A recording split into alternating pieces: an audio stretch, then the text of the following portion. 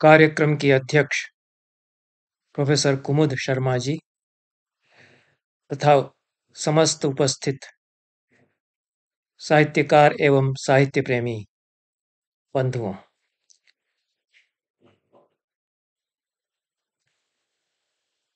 साहित्य अकादमी ने मुझे निर्देश दिया था कि बाल साहित्य पुरस्कार के लिए अपना स्वीकार वक्तव्य 2 पृष्ठों में मैं लिखकर भेज दूं।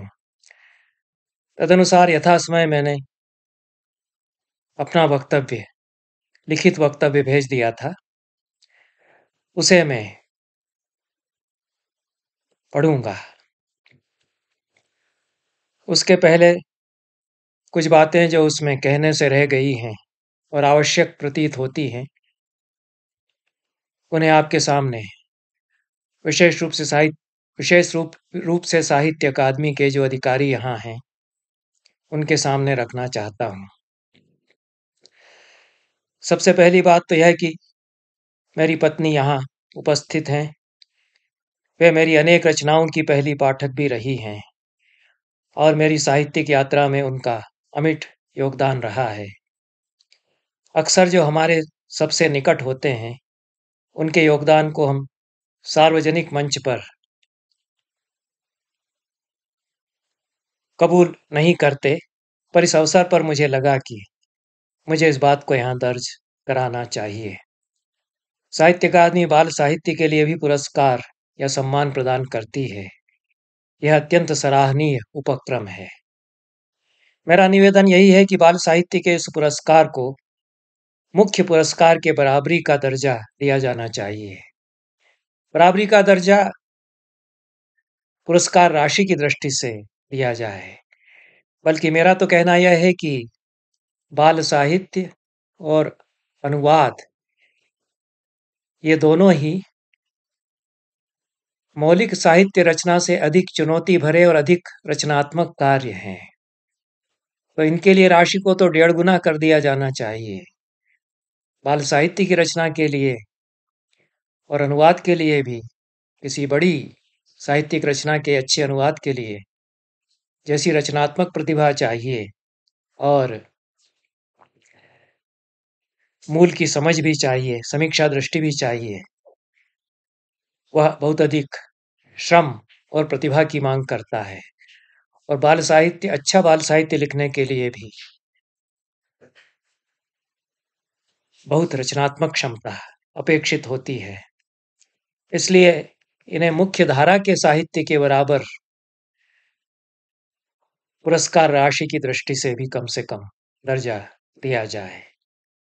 एक सुझाव मैं यह भी देना चाहता हूं कि जिन लेखकों को बाल साहित्य के लिए पुरस्कृत किया गया है, उनकी भेंट स्कूल के बच्चों से, जिनके लिए साहित्य लिखा गया है, उनसे कराई जानी चाहिए और लेखकों को यह अवसर दिया जाना चाहिए कि उन बच्चों के सामने वे अपनी रचना का, कविता, कहानी या उपन्यास के अंश का पाठ करें, जिससे उन्हें भी पता लग सके कि वे कितने पानी में हैं और बच्चे उनकी रचना का आनंद कितना प्राप्त कर पा रहे हैं। कदाचित आप इस बात से सहमत होंगे कि बाल साहित्य ऐसा होना चाहिए जिसे बच्चे तो पढ़ें ही, बाकी लोग भी पढ़ना चाहें। दरअसल हम सबके भीतर एक बच्चा है। वह बच्चा मांग करता है कि उसके लिए भी साहित्य लिखा जाए और उसे वह पढ़ने को मिले। ऐसी रचनाएं बाल साहित्य मानी जानी चाहिए, जिन्हें पढ़ते हुए हमारे भीतर का बच्चा किलक उठे और पुलक उठे। समय की विडंबना है कि बच्चे तो बहुत जल्दी बड़े बनने लग गए। वे बच्चों के लिए लिखा साहित्य पढ़ने की बजाय वीडियो गेम्स खेलकर बड़ों की उस दुनिया में ज़्यादा शरीक रहते हैं, जो लगातार भयावह बनती जा रही है। बाल साहित्य लिखने के लिए खुद बच्चा बनना होता है और बूढ़ा होते होते आदमी अक्सर बच्चे की तरह सहज और सरल भी होने लगता है और बाल साहित्य भी लिख सकता है। मेरे सामने जितने साहित्यकार यहाँ पुरस्कृत साहित्यकार बैठे हुए हैं, उनमें से अधिकांश बुजुर्ग लोग हैं और साहित्य अकादमी ने उचित ही उन्हें उनके साहित्यिक अवदान के लिए बाल साहित्य की रचना के लिए उन्हें सम्मानित किया। पर यह लाज़मी नहीं है बिल्कुल भी कि बाल साहित्य बूढ़ा होने पर ही लिखा जाए। जिस लेखक के भीतर कोई बच्चा उछल-कूद मचाता रहता है, उसके द्वारा लिखा जाए, यह ज़रूरी है। यह और भी ज़रूरी है कि बाल साहित्य बचकाना बनकर न रह जाए। मानवीय उपन्यास जिस पर यह पुरस्कार मुझे प्रदान किया गया है, उसे लिखते समय मेरे चित्त में यह बात रही कि बचकानेपन से बचकर बच्चों के लिए एक किस्सा बुना जाए।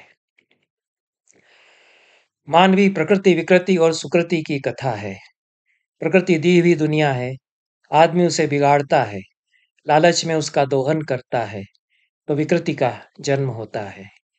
आदमी प्रकृति को संवारता है, उससे प्रेम करता है, उससे अपने को अलग नहीं समझता, तो सुकृति का जन्म होता है। आदमी के कारण प्रकृति को तकलीफ होती है, तब वह कराहती है। मानवीय उपन्यास धरती का हाहाकार और पुकार है। मेरे लिखने में यह हाहाकार और पुकार शब्दों में साकार होती गई है। रघु 8-10 साल का बच्चा है, गांव में रहता है। एक बार वह किसी घायल हंसिनी की जान बचाता है। हंसिनी किसी बच्चे के फेंके पत्थर से घायल हो गई थी।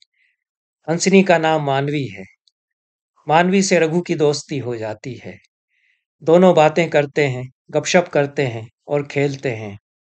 मानवी के साथी हंस समझते हैं कि मानवी इंसान के लड़के के पीछे पागल हो गई है। रघु को भी उसके साथी पागल समझते हैं। रघु ने एक बार मानवी के प्राण क्या बचा लिए कि मानवी उसके सारे सुख दुख में रंग जाती है।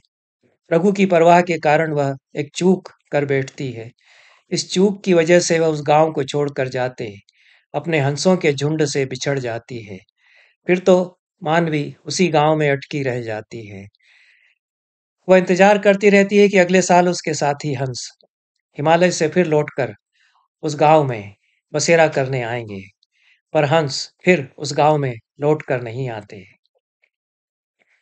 इस कहानी में प्रसिद्ध पक्षी शास्त्री डॉक्टर सलीम अली भी आते हैं। पद्म भूषण डॉक्टर सलीम अली एक गांव में हंसों के बसेरे के बारे में अखबार में खबर पढ़कर वे दिल्ली से तत्काल फ्लाइट पकड़ते हैं और भोपाल पहुंचते हैं। भोपाल से कार से रवाना होकर उस गांव में वे एन उस वक्त पर पहुंचते हैं जब हंस गांव से हिमालय की ओर जाने के लिए उड़ान भर रहे हैं।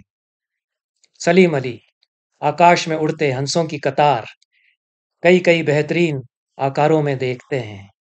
वे आनंद में मगन हो जाते हैं, अपना हेट उतार कर हंसों को सलाम करते हैं और मुदित मन नाच उठते हैं। फिर हंस जब तक ओझल नहीं हो जाते, तब तक वे दूरबीन से टकटकी लगाकर उन्हें देखते रहते हैं। जब हंसों का सारा झुंड ओझल हो जाता है, तब यह कहकर वे गांव से चल देते हैं कि अब यहाँ क्या रहा। उन्हें पता ही नहीं चल पाता कि एक हंसिनी उस गांव में एक बच्चे के लिए अपनी परवाह की वजह से छूट गई है।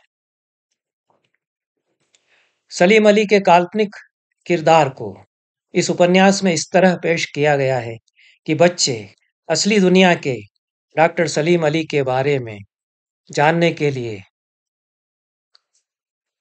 उत्सुक हों और उनमें उनके बारे में कुछ कौतुक जगे। पहले गांव में, फिर गांव के बाहर और फिर दिल्ली तक यह खबर फैलती जाती है कि नंदनपुर गांव में रघु नाम का बच्चा किसी हंसिनी के साथ बातचीत कर लेता है और वह हंसिनी उससे गपशप करती है। भोलानाथ सलीम अली का प्राइवेट सेक्रेटरी है। सलीम अली अखबार में छपी मानवी हंसिनी और रघु के चिरंतन प्रेम की कथा की खबर को पक्का झूठ मानकर उस पर हंस रहे हैं। भोलानाथ उस खबर को सच मानकर अपने भाई कलानाथ को यह बात बताता है।